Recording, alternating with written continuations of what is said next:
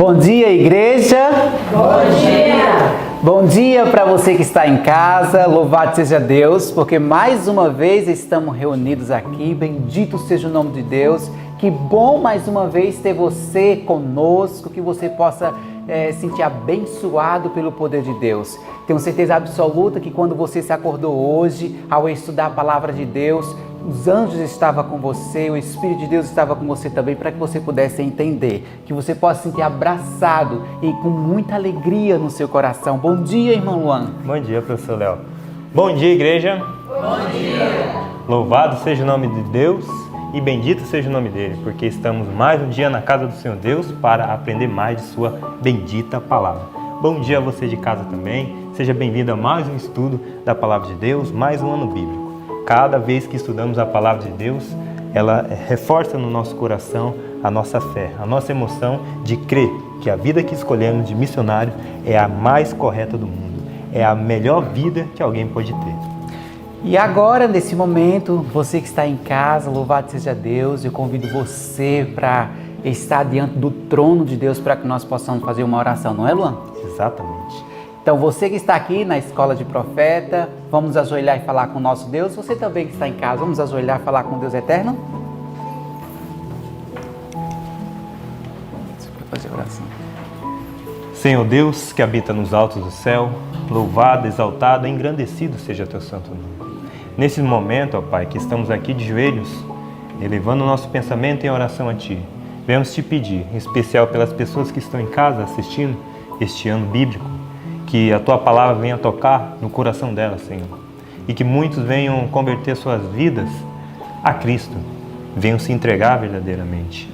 E se existe alguém que recebeu o chamado para ser missionário, Senhor, que essa pessoa possa aceitar esse convite e venha se tornar um missionário na Tua obra, Pai.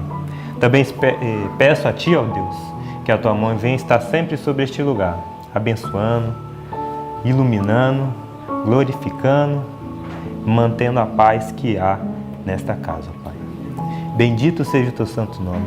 Graças Te damos porque Tu é um Pai de amor, Deus. Bendito seja o Teu santo nome. Queremos Te amar mais e mais, cada dia mais, Senhor. Enche o nosso coração, ó Deus, de um amor verdadeiro, um amor abnegado, um amor que saiba apenas fazer o bem ao nosso próximo e fazer a Tua santa e bendita vontade, Deus. Venha nos proteger, hoje e sempre, em nome do Senhor Jesus. Amém, Deus. E nesse momento, vamos entoar um hino de louvor ao nosso Deus. E esse hino é o hino Primeiro Quero Ver Meu Salvador, hino de número 439.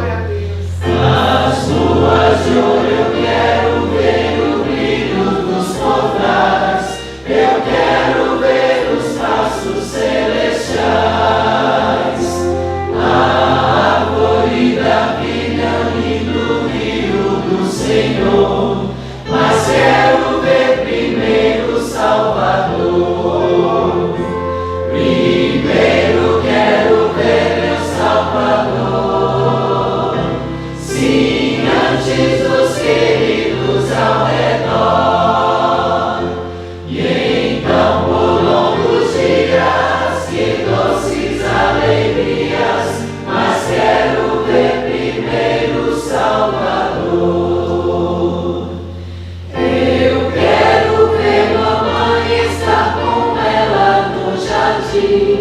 lembrar dos dias idos com amor.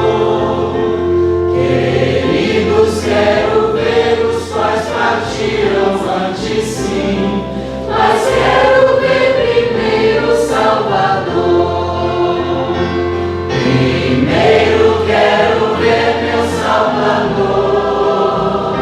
Sim, antes dos queridos ao redor. E então por longos dias e doces alegrias, mas quero ver primeiro o Salvador.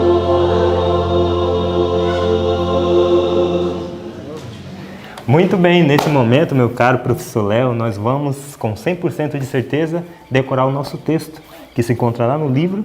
Filipenses 3, do 20 ao 21. Exato. Vamos toda a igreja e você também que está em casa. Muito bom decorar o texto e gravar na nossa mente pela graça de Deus, porque nós vamos precisar no final do tempo, não terá mais Bíblia. Então, a nossa Bíblia vai estar aqui armazenada na nossa mente. Vamos lá? O Luan vai contar do 1 até o 3. 1, 2, 3. Filipenses 3, do 20 ao 21. Mas a nossa cidade está nos céus, de onde também esperamos o Salvador, o Senhor Jesus Cristo, que transformará o nosso corpo abatido para ser conforme o seu corpo glorioso, segundo o seu eficaz poder de sujeitar também a si todas as coisas. Filipenses 3, do 20 ao 21. Filipenses 3, do 20 ao 21. Mas a nossa cidade está nos céus, de onde também esperamos o Salvador, o Senhor Jesus Cristo, que transformará o nosso corpo abatido para ser conforme o seu corpo glorioso, segundo o seu eficaz poder de sujeitar também a si todas as coisas. Filipenses 3, do 20 ao 21. Filipenses 3, do 20 ao 21. Mas a nossa cidade está nos céus, de onde também esperamos o Salvador, o Senhor Jesus Cristo, que transformará o nosso corpo abatido para ser conforme o seu corpo glorioso, segundo o seu eficaz poder de sujeitar também a si todas as coisas. Filipenses 3, do 20 ao 21. Amém. E nesse momento eu convido você de casa para nós estudar e recapitular aquilo que nós aprendemos durante a madrugada. Que Deus te abençoe e tenha um bom estudo. Bom dia, igreja. Bom dia. Bom dia também para você que está em casa. Então agora chegou um momento muito importante, um momento muito esperado por você de casa, que é o momento de nós orarmos. E no dia de hoje nós estaremos orando pela Lindinalva de Itabuna da Bahia, que pede oração por Luciene, que está com depressão. Eu creio que Deus ele responderá a sua oração. Também estaremos orando por Jusileia Reis, que pede oração pela família e por a proteção. Também estaremos orando por Rosa Maria, que pede oração para conseguir vender um imóvel e comprar outro, onde ela quer fazer um ponto de evangelismo. E também estaremos orando por Lucemar Oliveira, que pede oração pela salvação dos seus filhos, Ricardo e Fernando. E também nós estaremos orando pelos detox que estão aqui. Então estaremos orando por Raimundo, que veio de Barreiras da Bahia, pela Joelma, que veio de Manaus, pela irmã Santa, que veio da Bahia, e também pela irmã Gideã e a família dela, que veio de Recife. Então, neste momento, vamos orar?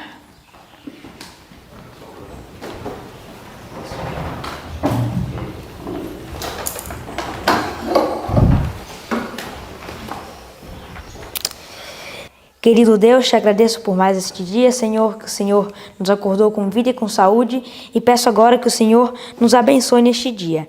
Neste momento de oração, Senhor, eu quero pedir por todos esses pedidos, por aquelas pessoas que estão doentes, Senhor, pelas famílias também, Senhor, pela salvação, e peço que o Senhor abençoe essas pessoas. Que o Senhor possa responder a oração de cada um que pediu, Senhor. E também quero te pedir especialmente pelos detox que estão aqui nesta semana. Que o Senhor possa fazer uma transformação e uma cura na vida delas. Que o Senhor seja conosco neste dia e possamos fazer a tua vontade e ser fiéis a ti, Senhor. Te agradeço por tudo e pelas bênçãos que o Senhor derrama na nossa vida, em nome de Jesus. Amém. Bom dia, amados. Bom dia. Que bom é ser amado por Jesus, não é isso? E nós nos sentimos muito amados, e é por isso que nós estamos aqui hoje, oferecendo a nossa vida para Jesus. E eu espero que você aí de casa também se sinta amado. Um bom dia para você, tá? Você é amado por Jesus e por nós. E que bom que você também está aqui com a gente, na luta, né? Todo dia nós temos que buscar a Deus. Essa é a nossa luta, né? Permanecer no Senhor, porque a palavra do Senhor diz que aquele que perseverar até o fim, esse será salvo. Que sejamos nós, né, aqueles que perseveram em buscar ao Senhor a cada madrugada, a cada manhã, e assim recebermos tantas bênçãos. No estudo de hoje, nós vamos falar sobre algo um pouco triste, né? A gente fica falando assim, eita, tá chegando a hora, né, Deusi? O coração vai apertando, as lágrimas vão caindo, porque a gente não queria que Paulo morresse, né?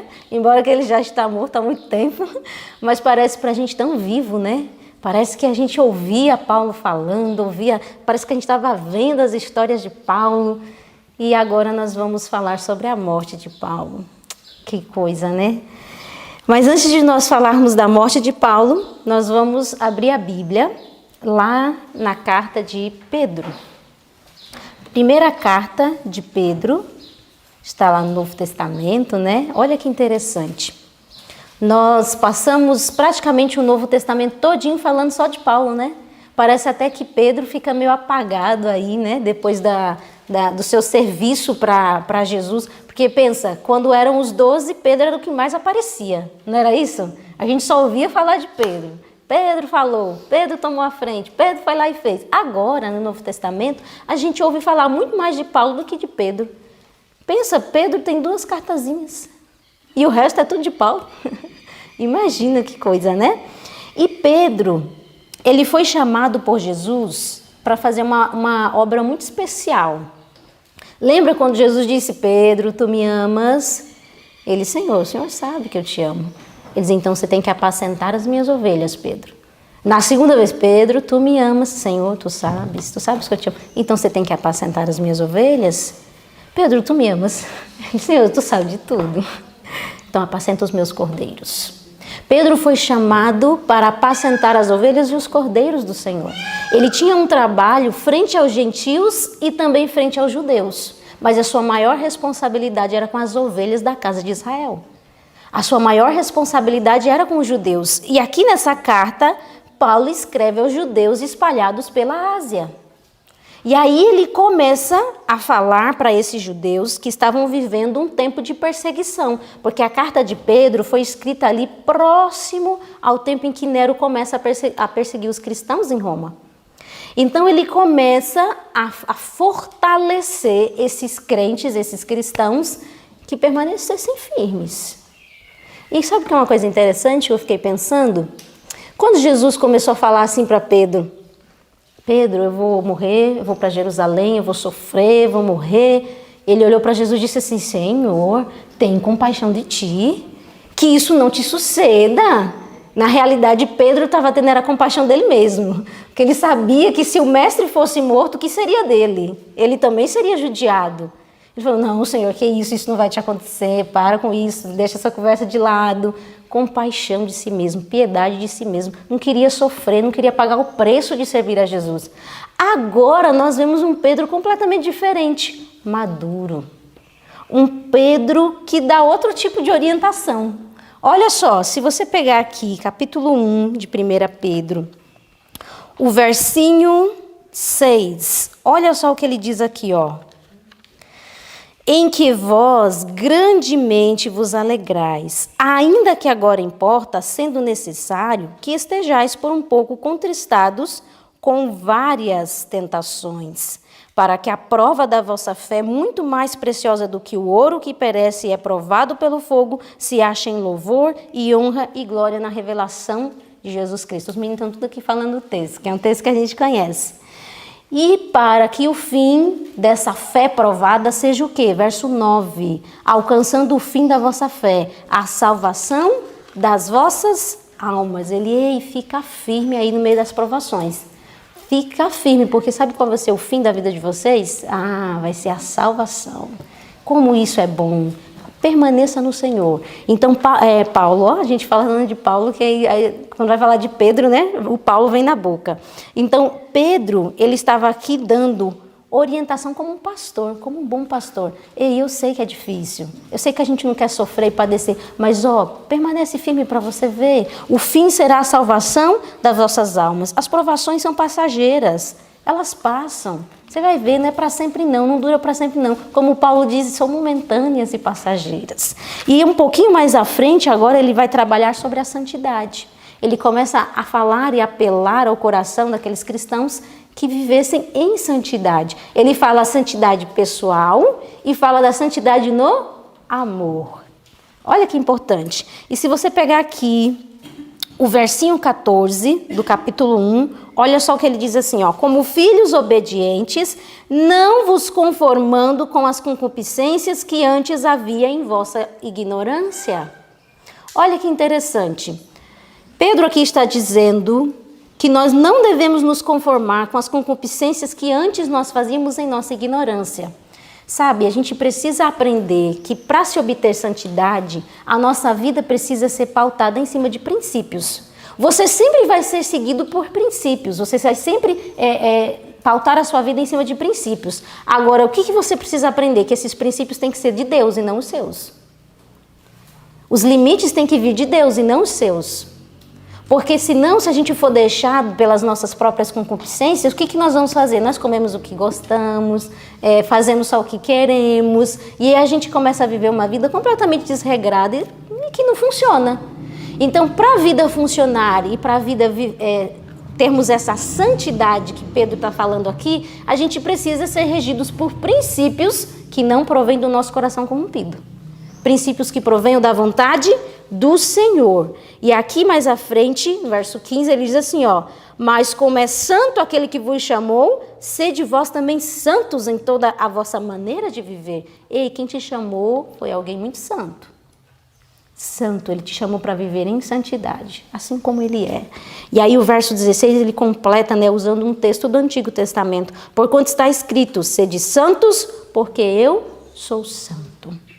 E a vida com Cristo é assim mesmo. A gente vai se assemelhando a Ele, na nossa esfera. Porque Deus tem a esfera dele. Mas nós vamos nos assemelhando a Ele dentro da nossa esfera. E era justamente disso que Pedro estava falando aqui. E mais à frente agora ele vai falar sobre a santidade no amor. Verso 22, purificando... A gente sabe esse texto, não sabe não? A gente já decorou eles, purificando as vossas almas pelo Espírito, na obediência à verdade, para o amor fraternal não fingido. Amai-vos ardentemente uns aos outros com um coração puro.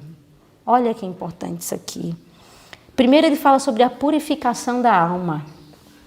É difícil você amar quando o seu coração não está purificado.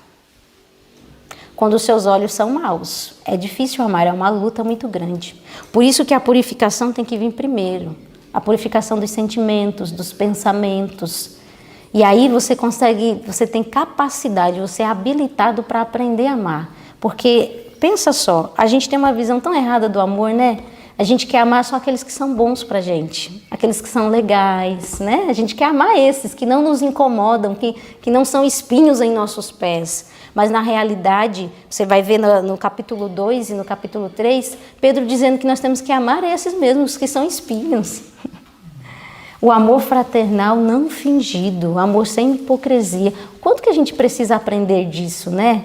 Porque isso não é natural do nosso coração. E Pedro, ele diz aqui mesmo na carta, aqui no capítulo 1 mesmo, que isso só será possível, no capítulo 2, capítulo 2, verso 4, da seguinte maneira, e chegando-vos para ele pedra viva, reprovada na verdade pelos homens para com Deus e eleita e preciosa. Está falando de Jesus aqui. A única maneira de você aprender a amar sem hipocrisia é chegando-vos para Ele. É chegando perto de Jesus, que é o amor. É só assim. Senão a gente não consegue, porque o nosso coração é ruim mesmo. Nós somos maus. E então o amor fraternal só se é conseguido quando você se achega a Cristo.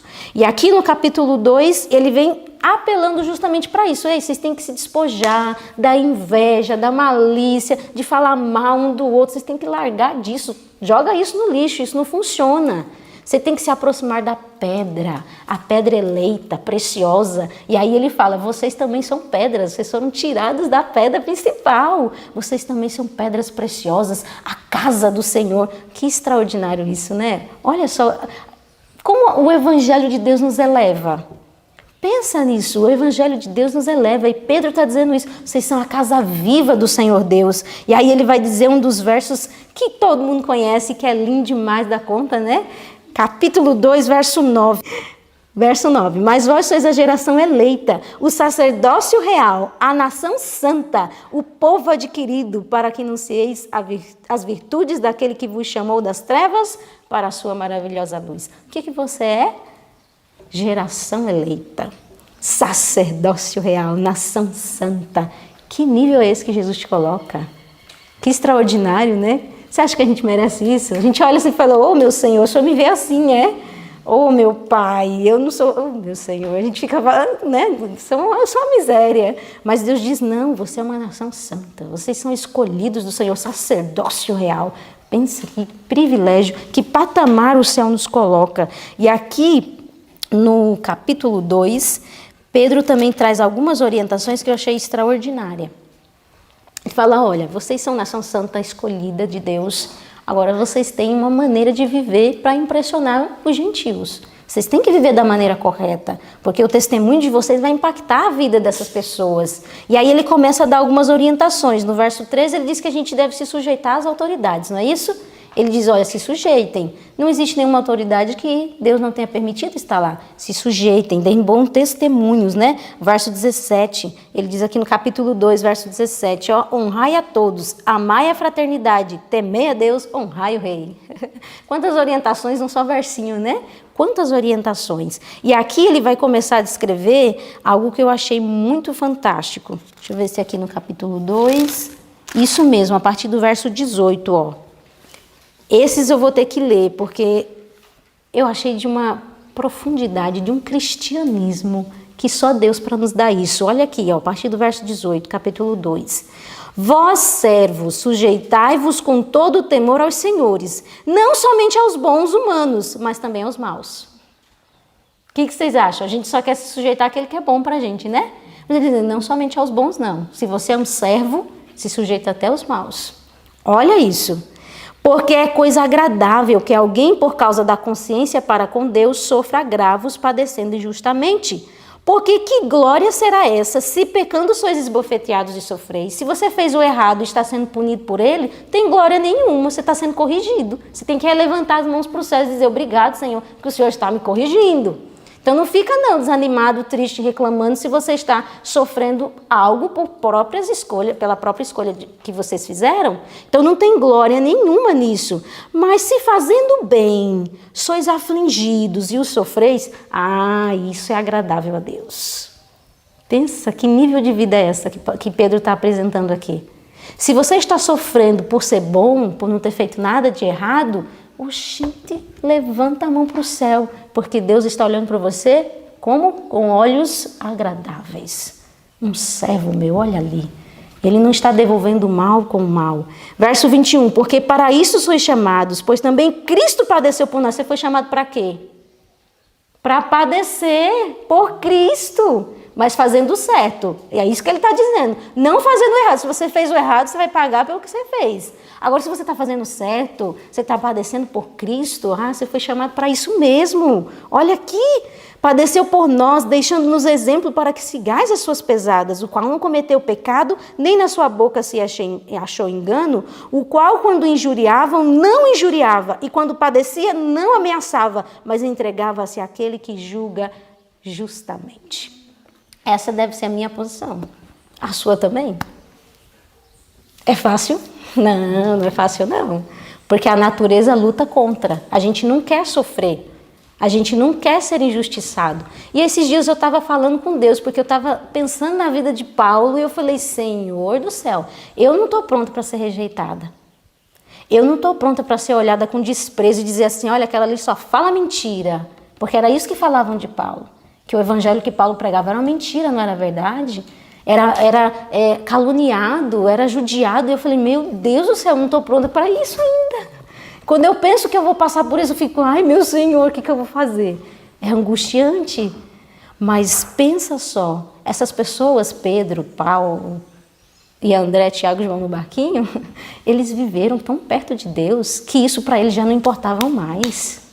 Não importa não, eu quero mesmo é padecer, sofrer por Cristo mesmo. Ai, que glória é isso, participar disso. E Pedro vivenciou isso na vida dele e por isso ele tinha autoridade agora de ensinar. Ele tinha passado vergonha por Cristo? Tinha padecido por Cristo? Tinha. No princípio ele teve um deslize, não foi? Quis negar a Jesus, mas aquele erro o ensinou tanto e o habilitou para ensinar as coisas que nós estamos lendo hoje. Que extraordinário, foi justamente isso que Pedro deixou escrito para nós. E no capítulo 3, só para completar já essa ideia de que nós estamos falando de sofrer fazendo o certo, no verso 9... Versinho 9, ele diz assim, ó. Não tornando mal por mal, ou injúria por injúria, antes pelo contrário, bem dizendo, sabendo que para isto fostes chamados, para que por herança alcanceis a bênção, porque quem quer amar a vida e ver os dias bons, refreia a sua língua do mal, e os seus lábios não falam engano. Aparte-se do mal e faça o bem, busca a paz e siga. São orientações importantes? Sim, ele está dizendo como é que você deve viver. Quando as dificuldades vierem, viu, meninas? Quando começarem a haver os desencontros de temperamento, né? Porque isso não tem como não acontecer. Opa, faça isso aqui, ó. Não torne o mal com o mal. Nada. Continue fazendo bem. Busque a paz e siga. Maneira de vencer. Então, Pedro vem trazendo todas essas orientações aqui no capítulo 2. E já no capítulo 3... que nós estudamos os 3 capítulos da primeira carta de Pedro, ele começa a falar para as mulheres, olha aí mulheres, se atentem às orientações do apóstolo Pedro, que isso é importante para a nossa vida. Olha aí, capítulo 3, verso 1, ó. Semelhantemente vós, mulheres, sede sujeitas aos vossos próprios maridos. Entenda a sua posição, mulher. Para que também, se alguns não obedecem à palavra, pelo porte de suas mulheres sejam ganhos sem palavra. Isso aqui é extraordinário. Ele está dizendo, ei, conquista teu marido com teu testemunho. Se ele não crê, conquista teu marido com testemunho, sem falar nada. Que lindo isso aqui, né? Extraordinário. Aí aqui ele vem trazendo algumas orientações sobre a maneira de se vestir, né? Isso aqui, o próprio Paulo também já tinha escrito, a gente já leu isso, né? Quando ele escreve a Timóteo, ele fala sobre isso. E eu acho interessante, porque eu penso que Pedro não tenha tido acesso às cartas de Paulo, né? Mas eles escreviam a mesma coisa, porque eram inspirados pelo Espírito Santo. E o Espírito Santo inspirou Pedro a dizer assim, ei, que o vosso buscar não seja pelo exterior, que o vosso buscar seja pelo interior. Olha aqui, ó, o versinho, deixa eu ver aqui. Versinho 4 do capítulo 3, ó. Mas o homem encoberto no coração, no incorruptível, traje de um espírito manso e quieto, que é precioso diante de Deus. Não adianta ser bonito por fora e por dentro você ser um leão, não é? Ele fala, ei, busca o interior. Se adorna de um espírito manso, se adorna desse espírito de Cristo, aí você vai ficar bonito por dentro e por fora. É isso que Pedro está dizendo nas palavras de hoje, linguagem de hoje, tá bom?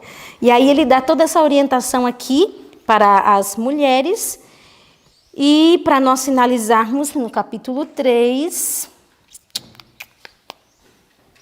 vou ler o versinho 7, que é a orientação para os maridos. Olha aí, para os homens, tá bom? Ele não falou só para as mulheres, falou para os homens também. Verso 7, ó.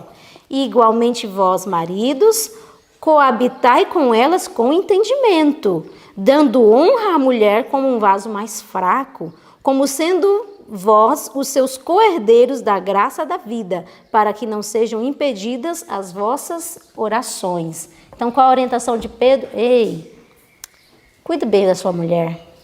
Ela é um vaso mais frágil, né? Ela é mais delicada. Coloca ela não para carregar saco nas costas, não. Carrega por ela. Se você vê ela com uma bacia, eu vou começar a interpretar aqui o que Pedro estava querendo ensinar nessa frase, viu? Se você está vendo a sua amiga, a sua irmã passar lá com uma bacia pesada, ei, faça isso não, vá lá, pegue a bacia para ela. Ela é um vaso frágil, cuide dela. É isso que Pedro estava dizendo, né? Não, meninas? Vocês vão gostar dessa orientação de Pedro? Pedro é gente fina. Então, ele estava dizendo justamente isso. Elas são um vaso mais fácil, você tem que cuidar delas. Elas precisam de cuidado, de proteção. E esse é o papel do homem, é cuidar e proteger a mulher, né? E ele diz assim, ó, faça isso, porque se você não fizer isso, até as suas orações serão impedidas. Sua vida espiritual não funciona. Se o homem não cumpre o papel dele dentro do lar ou dentro da própria sociedade, né? Pensa nisso daqui, o verso 7, o final dele. Para que não sejam impedidas as vossas orações. Não maltrate, não xingue, não bata. Suas orações serão impedidas. Isso aqui é muito sério o que Pedro está dizendo. E aí a gente termina as orientações aqui dos 3 capítulos. Foi legal? Foi gostoso, né? Ouviu um pouquinho de Pedro. A gente ouviu tanto de Paulo, agora a gente ouviu um pouquinho de Pedro. Mas, partindo agora para a história de Paulo, que está lá no capítulo 50 do Atos dos Apóstolos, o título é Condenado à Morte. Muito bem. Então, você abriu aí seu capítulo, no capítulo 50, Atos dos Apóstolos, Condenado à Morte? Abra aí para você acompanhar, vai ser muito importante. E eu fiquei pensando algumas coisas sobre a vida de Paulo. E eu fiquei analisando comigo mesma e pensando assim, ei, Joana, como é que você quer chegar no final da sua vida? Pensa aí, como é que você quer chegar no final da sua vida? A gente só pensa coisa boa, né? A gente quer chegar bem, com saúde, numa rede, tomando água de coco, né? No bem bom, não é isso? A gente não pensa essas coisas? Missionário não pensa isso não, né? Missionário pensa diferente. Quer trabalhar até as últimas energias, né, da vida. Mas pensa só, como você quer chegar no final da sua história? Eu fiquei analisando como Paulo chegou no final da história da vida dele. Pensa só. Paulo estava numa cela, preso, estava velhinho, doente, estava indo para a morte, e aí você olha para o final da vida dele e pensa, misericórdia. Quero não esse final de vida. Para o mundo, parecia que o final da vida de Paulo era um fracasso. Ninguém quer terminar a história assim. Parecia um fracasso. Na visão do mundo, isso era um fracasso. Você não terminou a vida bem, preso, condenado. Que miséria. Mas a visão do céu é diferente. A visão do céu é completamente diferente. Deus olhava para Paulo como um vitorioso. Ele alcançou, completou a carreira, guardou a fé. E agora a coroa da justiça está reservada para ele. Pensa, aos olhos do céu, Paulo tinha alcançado o que ele deveria alcançar. Você quer finalizar a vida assim? Tendo a consciência de que o céu olhou para você com agrado e dizer, servo fiel, foste fiel no pouco, sobre o muito te colocarei. Era assim? Chore não, Neuzi. Você já está chorando no início do estudo? Faça isso não. Você quer que eu chore aqui na frente, mulher? Então, para o céu, Paulo não era um velhinho dentro de uma cela, sofrendo, morrendo, definhando lá dentro. Não, era um herói da fé. Ixi, era alguém muito grande diante do céu. Pensa nisso. E eu quero finalizar a minha vida assim. Eu quero finalizar a minha vida no agrado do Senhor. Posso ser pelo mundo considerado como nada, como o próprio Paulo disse, homens do qual o mundo não eram dignos. O mundo não era digno de Paulo. Pensa nisso. Mas diante do céu, Paulo era um herói da fé. E lá estava ele tinha testemunhado diante de Nero e eu achei uma coisa extraordinária. Tão forte foi o sermão de Paulo, tão forte que Nero ficou assim, ó, impactado, impressionado. E ele disse assim, não posso matar esse menino. Não posso matar esse velhinho. Não era menino não, era um velhinho, não posso. E ele protelou, disse, não, fica lá um pouquinho aguardando. Fica lá um pouquinho aguardando. E foi protelar da decisão da morte de Paulo. Mas Paulo sabia que só por um aceno de Nero ele seria morto. E lá estava ele na cela de prisão, até que a maldade voltou ao coração de Nero. Aqui diz, mas logo voltou a maldade. E aí ele disse, manda chamar Paulo, vamos executar ele hoje. E chamaram o coitadinho do Paulo, nosso amigo Paulo. E diz que foi levado Paulo para um lugar bem público? Não. Bem escondido, bem escondido. Agora a razão é que eu achei extraordinária. Por que foi escondido? Porque eles tinham medo que Paulo abrisse a boca e começasse a pregar e o povo se convertesse. Imagina isso! Olha o medo deles. Eu queria ouvir um sermão de Paulo, deve ser extraordinário, né? Ouvir ele falar. Porque as pessoas ficaram altamente impactadas pelo que ele falava. Ele abria a boca, acontecia a conversão. E aí Nero disse, não faz em público, porque esse menino vai dar trabalho pra gente. Se ele começar a pregar, mexeu comigo, imagina se não vai mexer com os mais sensíveis, né? E aí fizeram tudo bem no oculto. Mas é impossível. A influência de um cristão que serve a Deus é um cheiro de vida para a vida.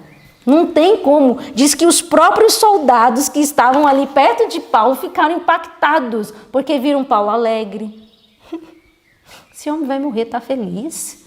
Viram Paulo confiante, esperançoso, e falaram, o que é isso? Eles foram impactados pela influência de Paulo. Paulo não precisou falar nada, ficou caladinho lá na dele. E eles olhavam para Paulo e diziam, meu Senhor, esse homem não é desse planeta não. Que homem diferente é esse? E isso está aqui no parágrafo que começa, Paulo foi levado reservadamente ao lugar de execução. É o segundo parágrafo do capítulo.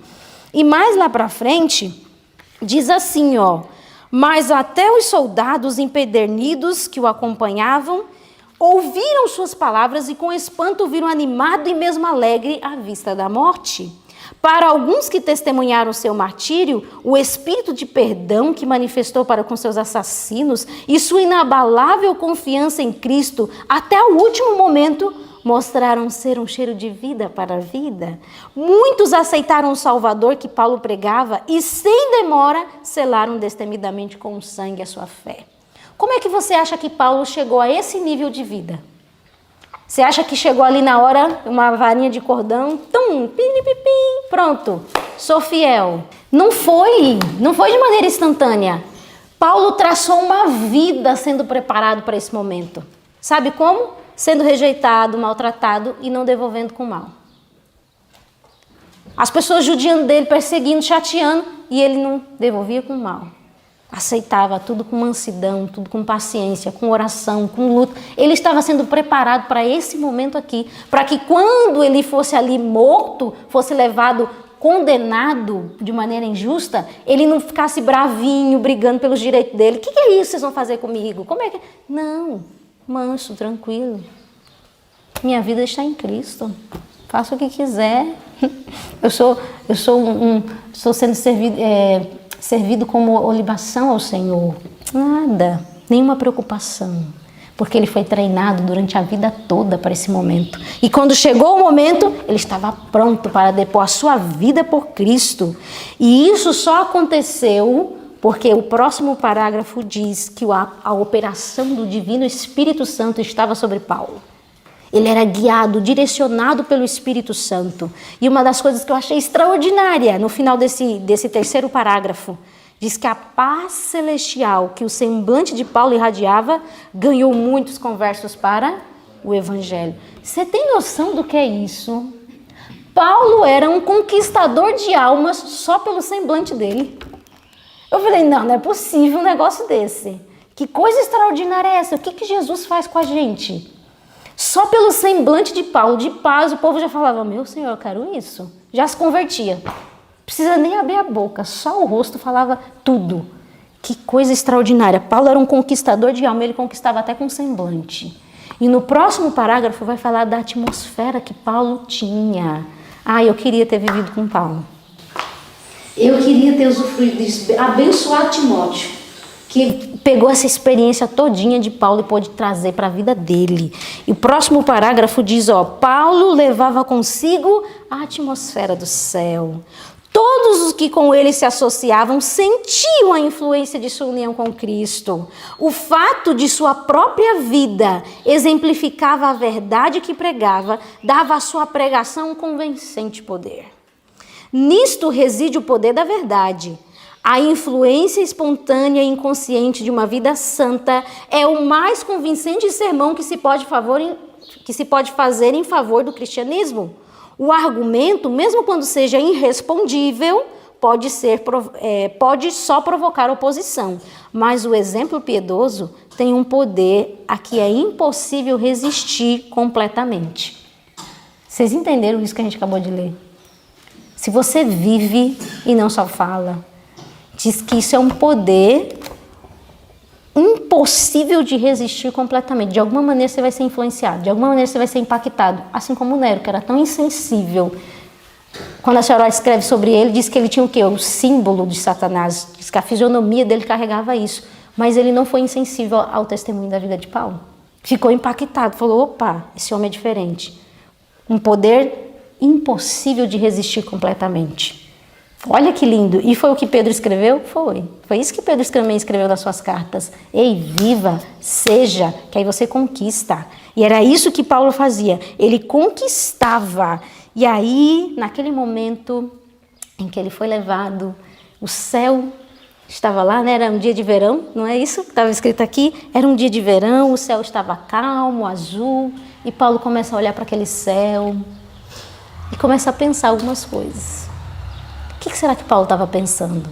Será que ele estava angustiado porque ia morrer? Eu fiquei pensando, se eu soubesse que eu ia morrer, como é que eu ia ficar? Eu ia ficar no mínimo, meu Deus, vai ser agora. Ai, meu pai, como é que vai ser isso? Vou morrer, ai, meu Senhor. Ia ficar angustiada. Você não ia ficar angustiado? Seja sincero comigo. Ou só eu ia ficar angustiada? Paulo não estava nem pensando na morte dele. Olha, Paulo não estava nem pensando nele, diz que ele perdeu de vista os próprios sofrimentos. Estava nem aí para que ele ia sofrer. Diz que ele estava se esforçando por fortalecer e animar os poucos cristãos que estavam ali na reunião com ele. Ficou tentando animar, fortalecer, relembrar as promessas de Deus e dizer, olha, lembra que Deus prometeu, permanece firme, continua lutando, Deus não falha, animando e fortalecendo o pessoal. E ele ia morrer. Estava sendo levado para a morte. E diz que ele ficou olhando para aquele céu e pensando nos patriarcas, e pensando nos apóstolos, e pensando nos heróis da fé. Falando, eita, Deus realmente é verdadeiro. Começou a lembrar dos mártires, né, que passaram por toda a história cristã, lembrando que eles morreram por uma causa tão justa, tão santa. Que negócio extraordinário. E era isso que ocupava o pensamento de Paulo. E ele pensava, aquele em quem tenho crido é capaz de me salvar perfeitamente.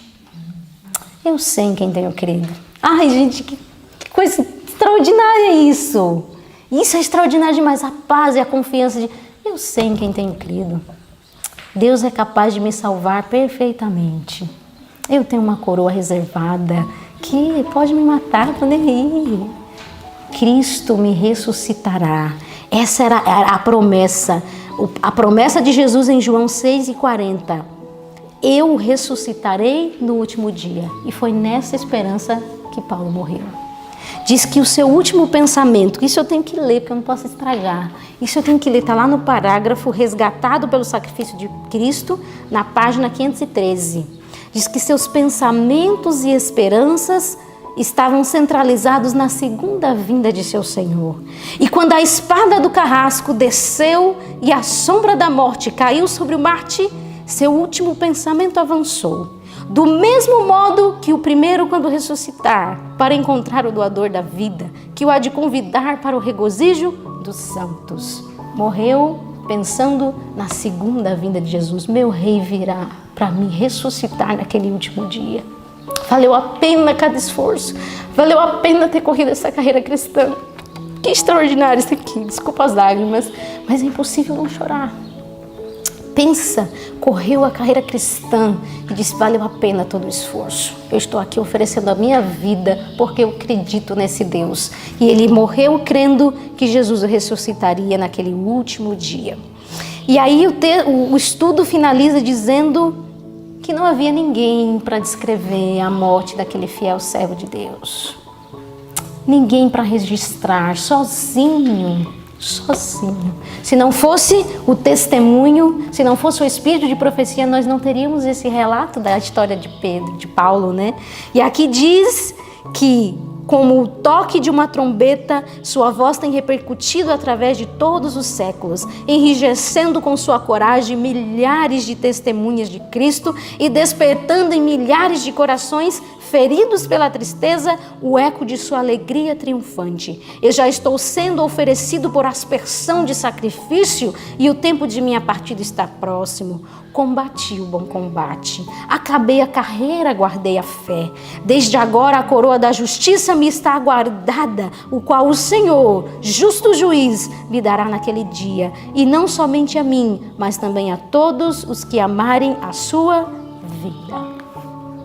Aqui está um testemunho de como se vence na vida.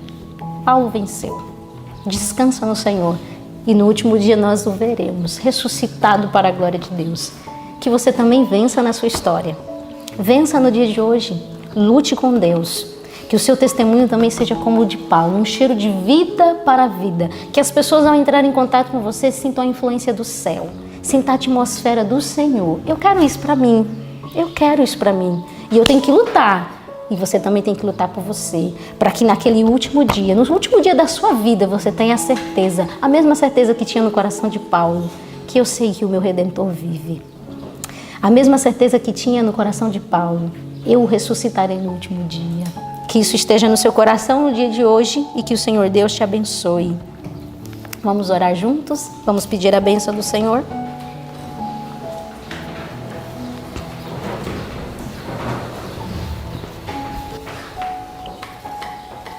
Nosso Deus e nosso Pai, Senhor, muito obrigada porque o Senhor preservou informações como essas para a nossa vida. O Senhor sabia que nós precisávamos, o Senhor sabia que o testemunho de Paulo seria tão forte e impactante na nossa história, que colocaria dentro do nosso coração um desejo de lutar, de ser diferente, de ser zeloso pela Tua obra, Senhor. Obrigada porque Paulo se deixou ser usado por Ti, porque Teu Espírito Santo o habilitou a viver essa história tão linda, Senhor, nos fazendo acreditar que nós também podemos viver esse nível de vida, Senhor.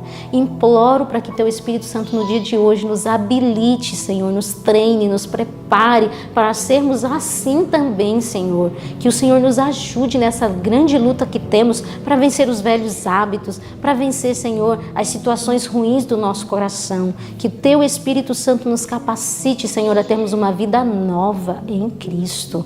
Eu imploro pelo pessoal que está em casa, eu peço a Tua bênção sobre a vida deles, Senhor Deus, que eles possam, assim como Pedro orientou, estar se achegando mais e mais a Cristo, porque eu sei que esse é o único caminho de vitória. E para nós, Senhor, também imploro para que o Senhor nos ajude, para que o Senhor esteja conosco no decorrer deste dia, nos auxiliando, Senhor Deus, a vivermos uma vida que seja um cheiro de vida para a vida, que seja um cheiro suave a Ti, Senhor, seja uma oferta agradável aos Teus olhos. Coloco a nossa vida em Tuas mãos, coloco o nosso dia em Tuas mãos, pedindo a Tua bênção, em nome de Jesus. Amém.